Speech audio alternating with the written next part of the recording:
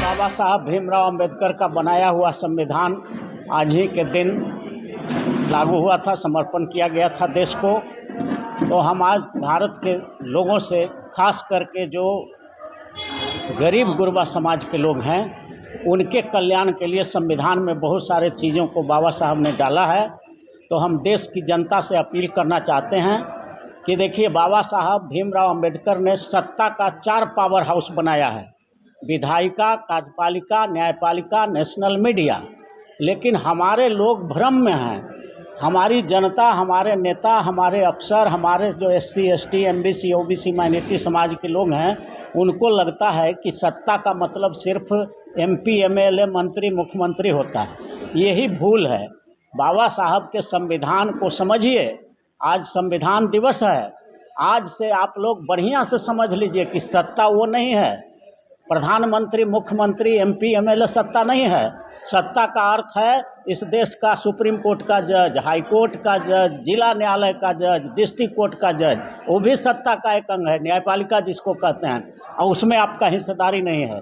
तो बाबा साहब ने उसमें हिस्सेदारी के लिए रिजर्वेशन का प्रोविज़न किया है। तो आज भी सुप्रीम कोर्ट, हाई कोर्ट के जज की बहाली में आरक्षण का व्यवस्था लागू नहीं हुआ। तो बाबा साहब के संविधान का तो अभी भी अनुपालन नहीं हो रहा है।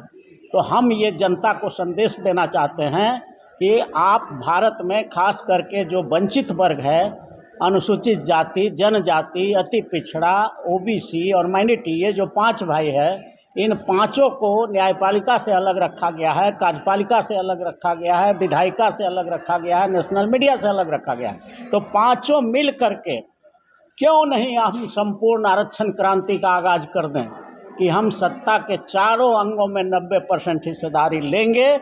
और आज संविधान दिवस के अवसर पर आज कसम खाइए कि आज के बाद से आरक्षण विरोधी समाज के पार्टियों को और आरक्षण विरोधी समाज के नेताओं को अपने समाज का एक भी वोट नहीं देंगे तो न्यायपालिका में आपका कब्जा, ये विधायिका में आपका कब्जा हो जाएगा। उसी तरह संकल्प लीजिए कि आज के बाद से आरक्षण विरोधी समाज के एक भी वकीलों को हम लोग अपने मुकदमा में नहीं रखेंगे। उनका सामूहिक बहिष्कार करेंगे, सार्वजनिक बहिष्कार करेंगे और एक नारा देंगे कि मुकदमा हमारा, वकालत तुम्हारा नहीं चलेगा, नहीं चलेगा। जैसे कांशीराम ने नारा दिया था, वोट हमारा, राज तुम्हारा, नहीं चलेगा, नहीं चलेगा, वैसी मुकदमा हमारा, वकालत तुम्हारा, नहीं चलेगा, नहीं चलेगा। अगर जिस दिन हमारे लोग संकल्प ले लेंगे कि अपने समाज का एक भी मुकदमा आरक्षण विरोधियों के यहाँ नहीं जाने देंगे, उसी दिन से न्यायपालिका से आरक्षण विरोधियों की विदाई हो जाएगी। ये जनता के हाथ में है। उसी तरह से नेशनल मीडिया, जितना भी मीडिया है, चाहे वो प्रिंट मीडिया हो, पेपर हो, न्यूज़पेपर हो, उसको खरीदना बंद करिए। आरक्षण विरोधी समाज के चैनलों को चलाना बंद करिए। आरक्षण विरोधी समाज के अखबारों को खरीदना बंद करिए। तो उसका अपने आप मीडिया भी समाप्त हो जाएगा, क्योंकि हम लोग 120 करोड़ हम ही लोग हैं, 90% आबादी है। और आरक्षण की सीमा को बढ़ा करके 50 से 90% करने के लिए संपूर्ण आरक्षण क्रांति जो चल रहा है, उसमें तन मन से सहयोग करिए, ताकि देश के न्यायपालिका में, कार्यपालिका में, विधायिका में और नेशनल मीडिया में हम 90% आ सकें। तो हमारे लोगों को सामाजिक न्याय, आर्थिक न्याय, राजनीतिक न्याय, फौजदारी न्याय मिल सके। इसलिए देश की जनता को हम जगाते हुए कहना चाहते हैं कि दुश्मन बड़ा शातिर है, वो जमी छीन लेगा, गगन छीन लेगा, जमी छीन लेगा, गगन छीन लेगा। SC, ST, MBC, OBC और माइनॉरिटी समाज के लोगों, तुम अगर सोए रहे तो वो अर्थी से तेरा कफन छीन लेगा, कफन छीन लेगा। इसलिए पांचों भाई, अनुसूचित जाति, जनजाति, अति पिछड़ा, पिछड़ा और अल्पसंख्यक यूनाइट होकर रहो। और इस देश के सत्ता का जो चारों पावर हाउस है, उसमें 90% अपना जेन्युइन हिस्सेदारी लेकर ही दम लो। इन्हीं बातों के साथ पूरे देश की जनता को एक बार जय संविधान, जय भारत, नमो बुद्धाय, जय भीम, जय भारत, जय संविधान। संपूर्ण भारत के इस देशवासियों को संविधान दिवस पर कोटि कोटि धन्यवाद। आज भारत के संविधान में आस्था रखने वाले लोगों को महापर्व का दिन है। आज ही के दिन हर समाज के लोगों को बराबरी से जीने का अधिकार बाबा साहब अम्बेडकर ने दिया था। उस महापुरुष को मेरा क्रांतिकारी अभिनंदन, जिसने हम तमाम लोगों को, दलित, पिछड़ा, अक़लियत, महिला और जो इस देश के तमाम वैसे लोग जो देश के मुख्य धारा में नहीं थे, उनको लाने का काम भारत का संविधान दिया। ऐसे संविधान को लिखने वाले महानायक बाबा साहब अम्बेडकर इस देश के ही नहीं, विश्व के महापुरोधा थे। आज ऐसा संविधान पूरे विश्व में आज तक नहीं बना है, न बनेगा। और भारत का ये सबसे बड़ा लिखित संविधान है।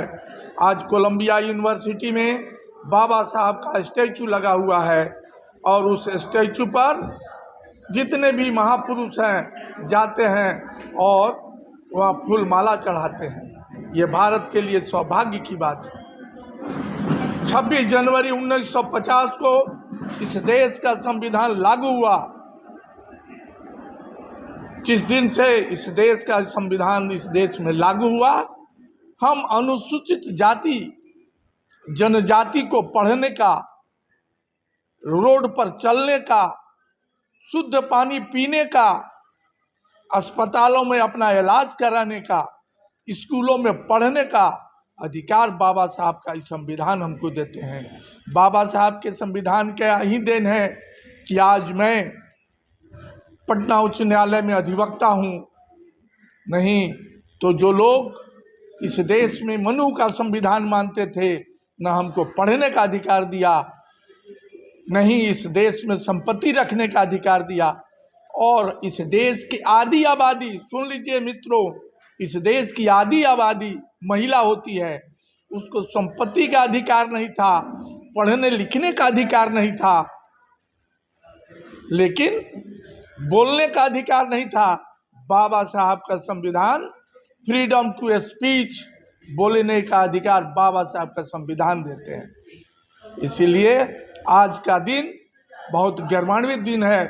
26 नवंबर 2024 आज संपूर्ण भारत में, अभी हम लोग आए हैं नौबतपुर से, वहाँ लाखों हजारों की जनसंख्या वहाँ पर थी जिसको हम लोगों ने संबोधित किया।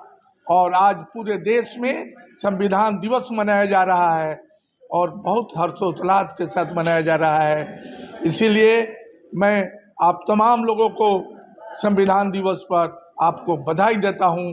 मैं प्रेम कुमार पासवान। देखिए, संविधान दिवस पर जनता के संदेश से पहले मैं बाबा साहब को शुक्रिया अदा करता हूं और पूरा देश उनके शुक्रगुजार है कि आज उन्होंने आज के दिन लोगों को आवाज़ दिया अपने संविधान से। लोगों को जो दबले कुचले, जो असहाय व्यक्ति हैं, इस संविधान से सहारा मिला। देश के भविष्य तय हुआ इस संविधान से। और इस संविधान के द्वारा ही जो असामाजिक तत्व हैं, जो गलत करना चाहते हैं, इस संविधान रक्षा करता है उन लोगों से। इसलिए संविधान दिवस पर जो भी हम कहेंगे कम होगा। संविधान दिवस आज का जो दिन है, लोग एक पर्व की तरह मनाते हैं और अपने को गौरवान्वित महसूस करते हैं कि हम ऐसे देश में हैं जहां पर एक ऐसे विद्वान व्यक्ति ने लिखा है जो सभी के लिए सर्वमान्य है।